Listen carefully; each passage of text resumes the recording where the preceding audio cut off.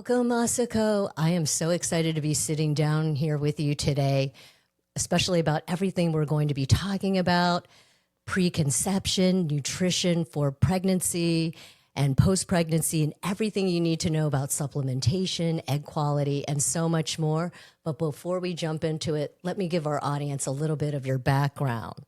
Asako Miyashita, who is a New York-based registered dietitian specializing in cardiovascular health and extensive experience across multiple nutrition disciplines, including gestational nutrition. Originally from Japan, she brings a unique perspective blending Western nutrition science with traditional wellness wisdom to support women on their journey to motherhood. Thanks so much for being here with me today and coming on the podcast in person. Let's start with your background. You're here all the way from Japan. Okay, Lisa, thank you so much for having me today. My pleasure. So I have been here for 20 years, and then, but I always wanted to move here since I was a kid because I like people, I like more international. And then when I came here 20 years ago, and I was told and I should go back to school. And then also I get visa, those little thing. And then I went back to graduate school for nutrition education. And then I'm still here. So yeah, so I'm so excited to talk about nutrition and, the pregnancy, conception and everything. How did you get into medical nutrition therapy? What was the catalyst? So I always liked food. And then when I was hospitalized when I was 13 years old for maybe kidney infection, but who knows, we don't know why. And then since then, I got really interested in food heal my body. And then my mother is always careful, what she cook for us. But, since 13, 14 years old, I always wanted to do some nutrition and food. So yeah, and then when I moved here, I went back to school, and then my first job was at Japanese clinic in the Midtown in New York City. So and then I started seeing different type of different people with different diseases, and then including gestational diabetes. Do you find that some clients come to you before their fertility journey early, knowing that preconception is important, or during their protocols, or maybe after when they get pregnant? So I have patients, so they want to get pregnant, but usually they come to see me for different reasons, PCOS or high cholesterol or palpitation it is very common among young ladies right now nowadays. And then also I get to see a lot of pregnant women with gestational diabetes. So after pregnancy, if their sugar is still high, so they come back to see me again. That's great. So what is the role of nutrition in egg quality? It's very important. And then of course exercise, stress management or sleep, those are important too. But in nutrition, what do you eat? Food as a medicine. So the egg quality egg is very sensitive. So we have to eat something good for your egg cells. So so nutrition, if you want to know, what nutrients, to me, everything, micronutrients, which is carbohydrate, protein, fat, and then macro is carbohydrate, protein, and fat. But micronutrients, which is vitamins, minerals, nowadays are antioxidants. And then for the egg quality, if you want to focus on vitamin C, vitamin E, those antioxidants, and then with CoQ10, also alpha lipoic acid, and also to me people say a vitamin B9, which is folic acid, and then vitamin B6, vitamin B12. But if you want to have everything, and then also iron, selenium, magnesium, so those the minerals you need to eat something for your egg quality, your egg cells. And when I was going through my own trying to conceive journey, I always thought, the more you do, the better. And I put all this pressure on myself. What type of diet do you recommend for a woman to start for better egg quality? So I have seen like many patients. I recommend like mostly like a plant-based diet, but of course like you need protein for your egg, for your entire body. Like you need a protein. So, but I would say maybe like a 70-80% plant-based diet if you can. But everybody has different body types. So one of my patients, like she was vegan for a long time, and then she didn't have to restrict herself. But I said, like, maybe you can try some eggs or like a dairy product. And then she started taking it, but make sure to have like a good quality. And then so she started taking some eggs, maybe some little bit dairy product, and she feels so much better. And then also her iron, it's much, much better. So everybody's different. Like, you need some meat maybe, but it's somebody like they don't need meat at all. So yeah, so I recommend like a 70-80% plant-based diet. But if you want to do like a vegan, vegetarian, like just go for it. But make sure like, just check on it, like, check if you feel good. Like every day you have good energy. Yeah. Good to know. So male factor infertility is on the rise, and male fertility is plummeting more than ever before. What would you recommend for males who want to improve their sperm quality, and can you do that via nutrition? Yeah, so sperm health is very important too, because they need to eat for their like hormone balance as well. So I would say, because a lot of men I see, they don't eat enough vegetables. Yeah. And then maybe like they say, oh, eat like broccolis yesterday. So I recommend to increase vegetables intake for them. And then a man has different body types. So a lot of them, like they need more proteins. I introduce a lot of plant-based protein as well. So maybe you could do some like chickpeas or like black beans, like lentils. So yeah, so the sperm health is very important. And then some men, like, some men, like they don't care about their diet, but the wife or the girlfriend, like they get pregnant. But if they don't eat well, that's affect your baby's health. Yeah. Absolutely. What can help with blood sugar control, especially for those with gestational diabetes?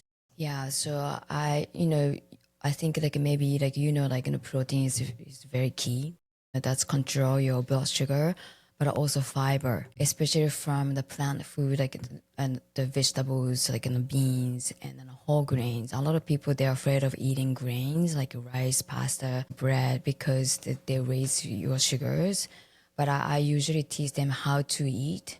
So if your sugar is high, crave some sugar, like the carbohydrate.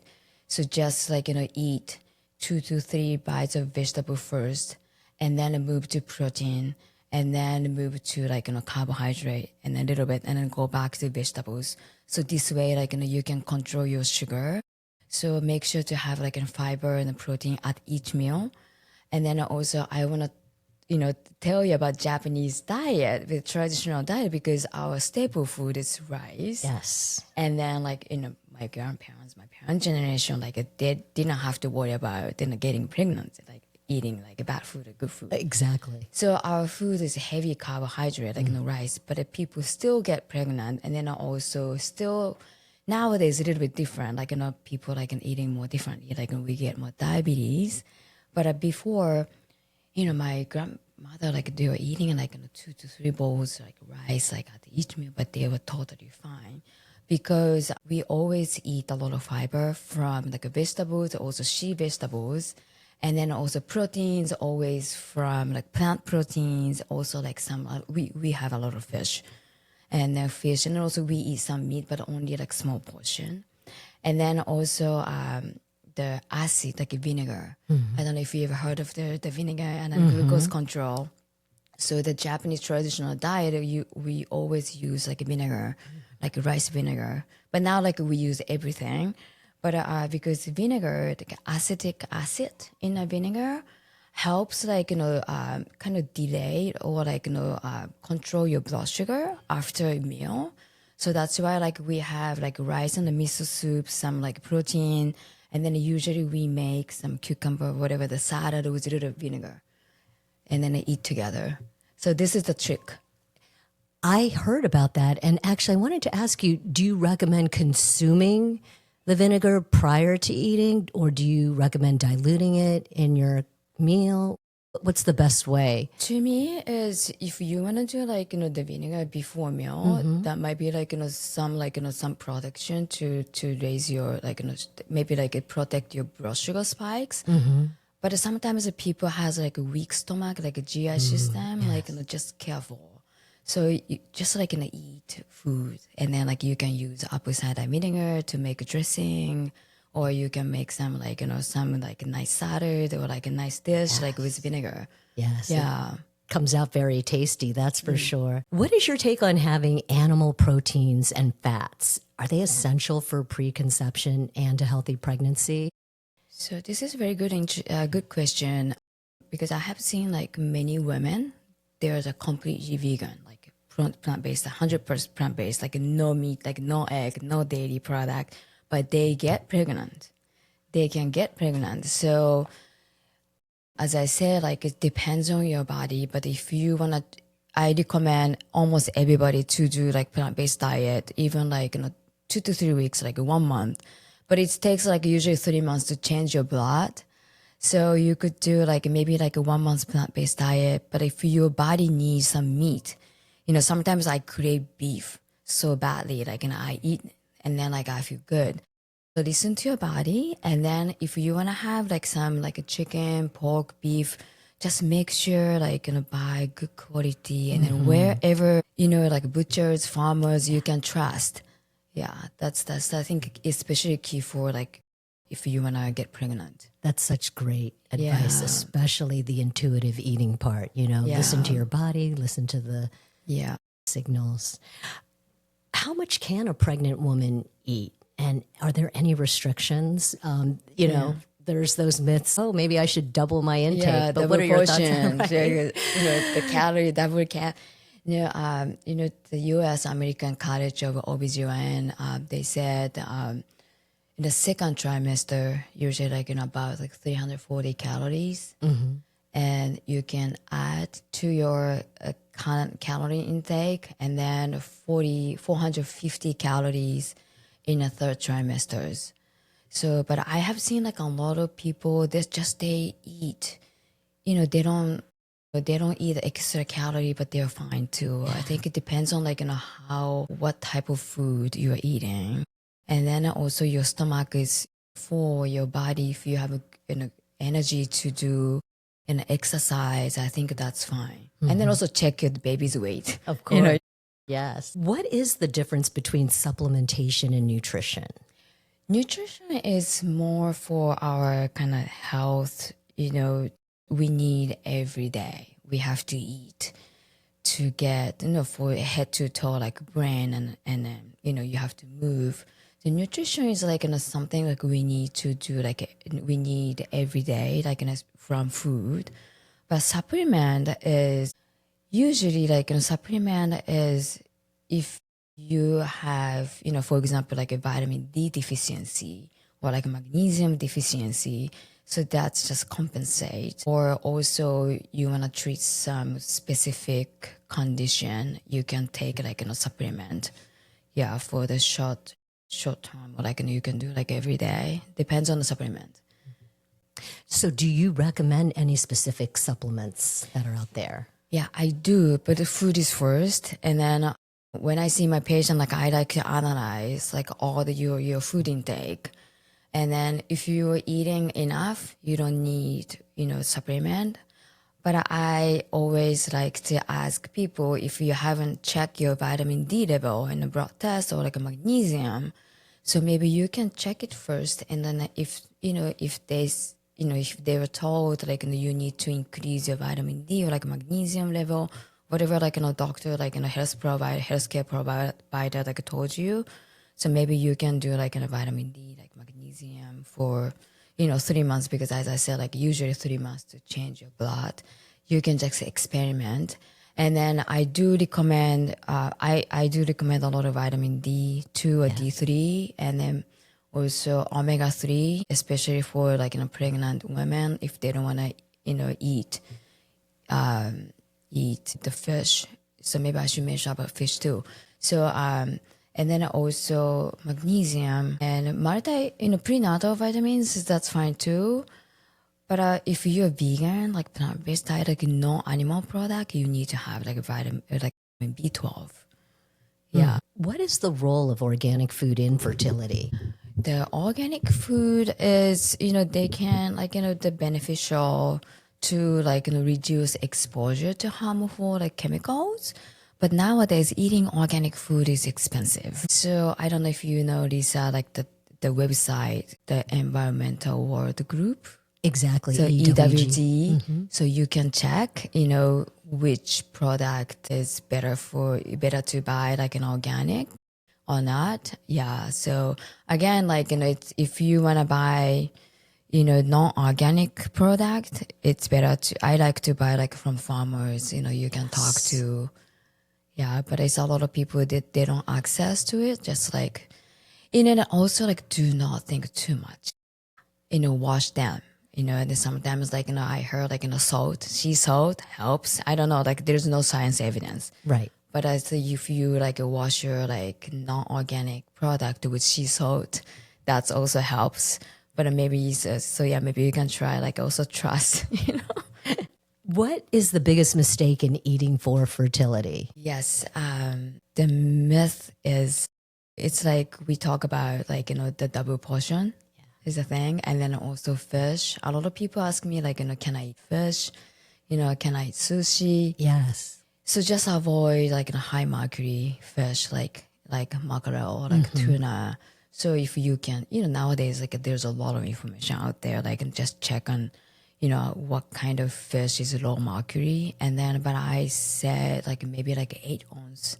Maximum is like 12 ounces per week. But in Japan, like it's interesting, like we recommend much less. Why is that?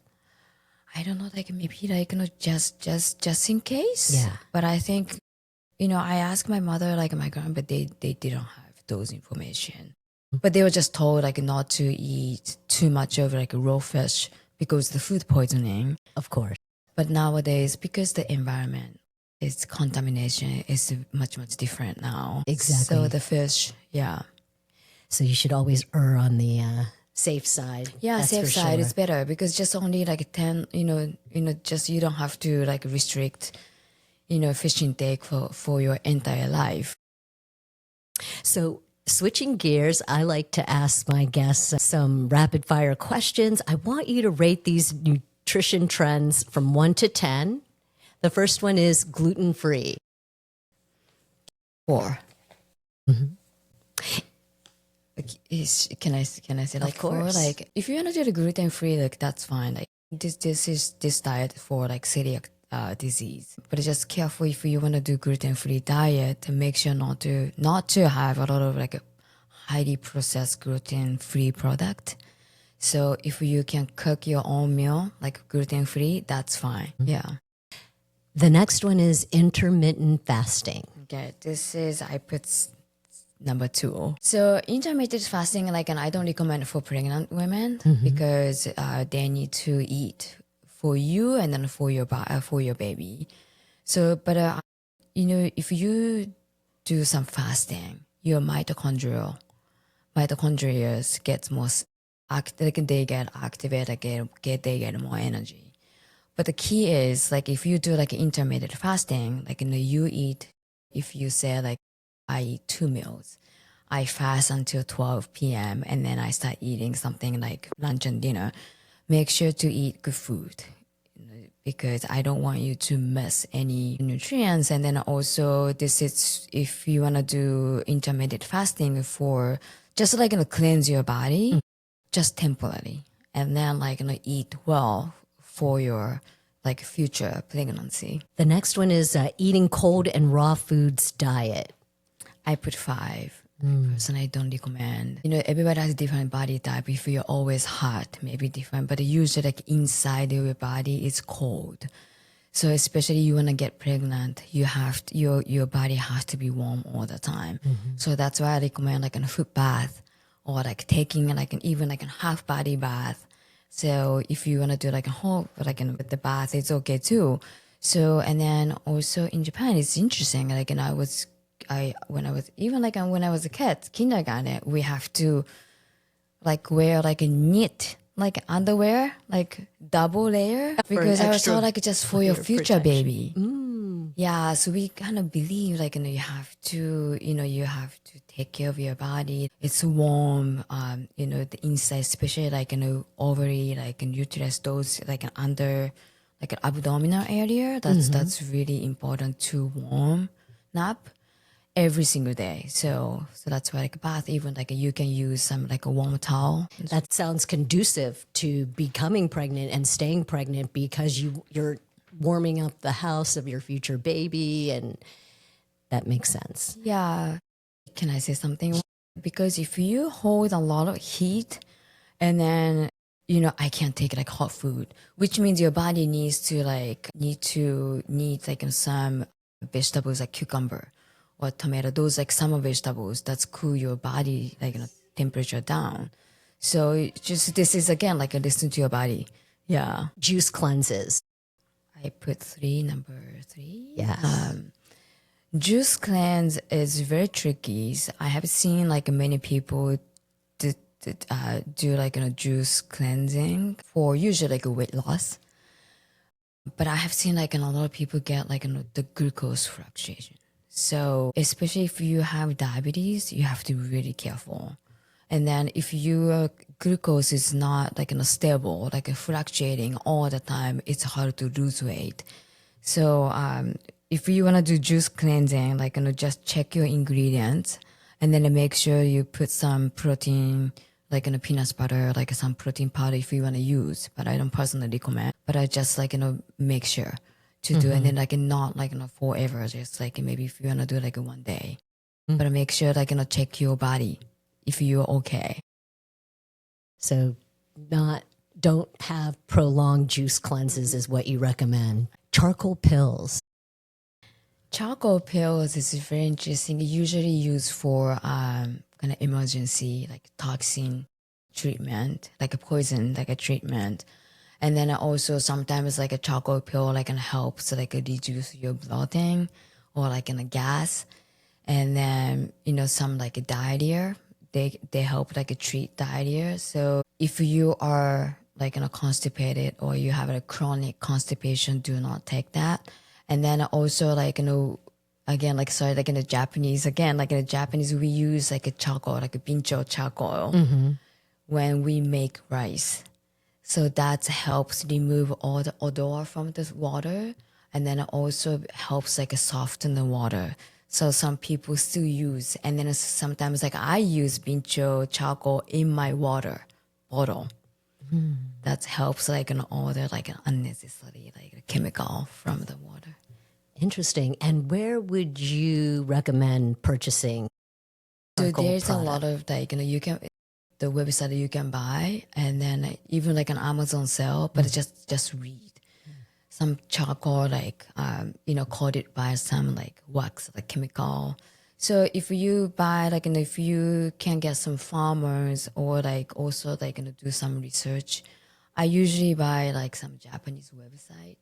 Or like when I find a bincho charcoal like at the Japanese grocery store last year, so I bought a bunch of them. You stocked up on it. Yeah. Good to know. And the last one is seed cycling.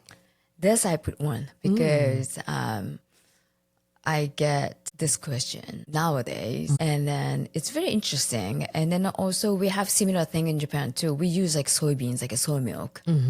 So this is I don't see my patient like this seed cycling was helps or not, but this is the one like day 1 to 14, which is like a follicle cycle. You can have like 1 to 2 tablespoons of pumpkin seeds, and then also also another like flax seeds. I think flax seeds.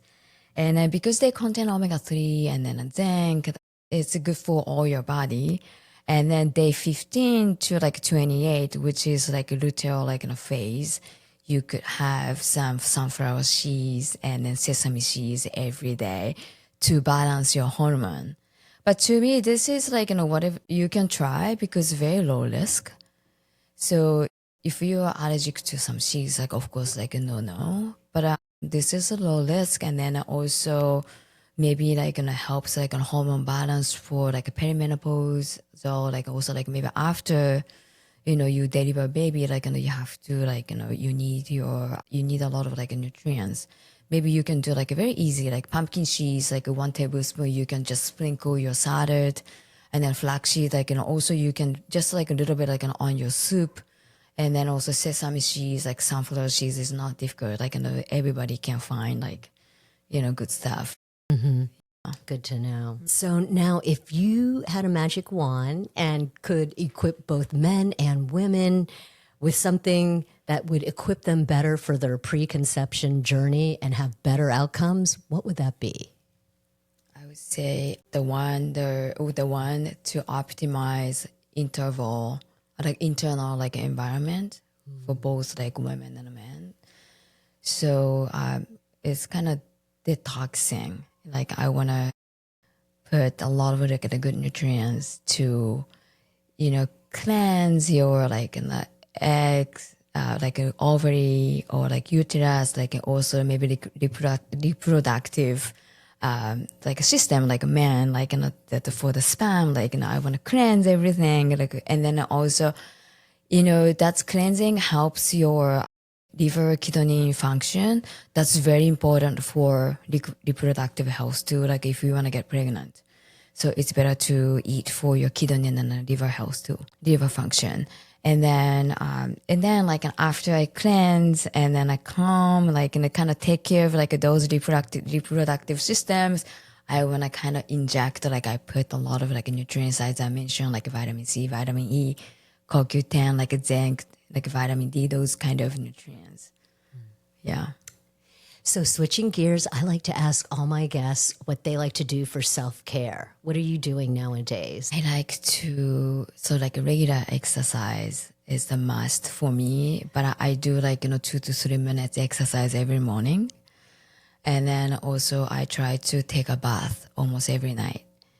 So put some like salt and like Epsom salt. Yeah. And then also I try to do some like stretching exercise or like yoga. Yeah. So it's very important.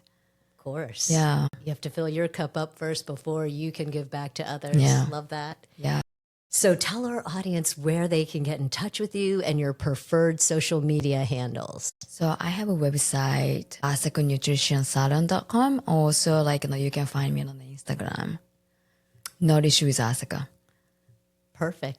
I'll be sure to include all of this in the show notes. Asako, thank you so much for Thank being you. here with me today and for giving all these amazing nutritional tips. And I find them so accessible, something that our audience can take away with them. Thank you so much. Thank you.